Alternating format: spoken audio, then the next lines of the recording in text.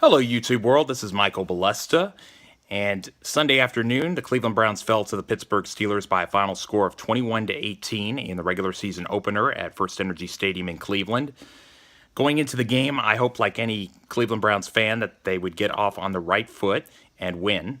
In week one, there are a lot of unknowns, which is why the optimism was there. I must admit, I did think it could have been a long afternoon following the Steelers' block punt for a touchdown. Even 10-time Pro Bowler offensive lineman Joe Thomas got called for a false start during the first offensive series.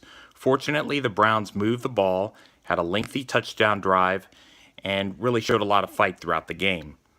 Offensively, I do see some improvement. I would have loved to have seen quarterback DeShone Kizer in the 2-minute offense had Cleveland been able to prevent the Antonio Brown catch from Ben Roethlisberger, which ended up icing the game. That will have to wait at least another week. Kizer ran for a touchdown and later threw one to Corey Coleman on a 4th and 2 to keep the game close. Kizer had some good options with David Njoku and Seth DeValve, so he was able to get the ball out to them. He did get sacked numerous times. Some of the time he had nowhere to throw.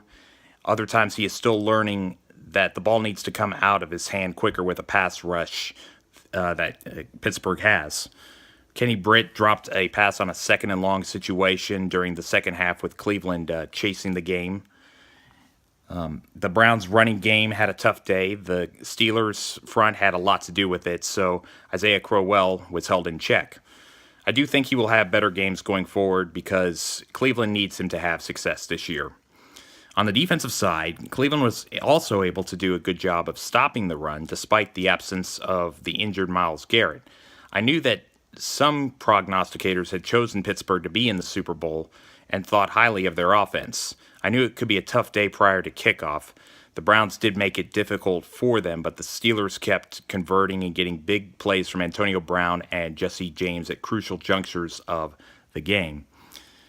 And what was frustrating was the amount of time Roethlisberger had in the pocket without getting enough pressure on him. Over the years, he has time on 3rd and long plays and finding a wide receiver or a tight end open. Other times, Pittsburgh has some drops and plays that they would like to have back. Both teams had their share of penalties, and it was a very physical game. Up next for the Browns is another divisional game on the road against the Baltimore Ravens. Sunday at 1 p.m. Eastern Time. The Ravens are coming off of a 20-0 victory in Cincinnati against the Bengals.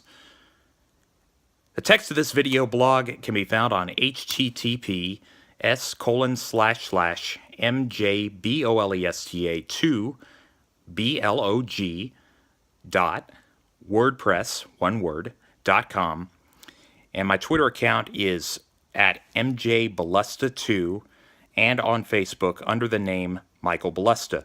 Thank you for watching. God bless you, and have a wonderful day.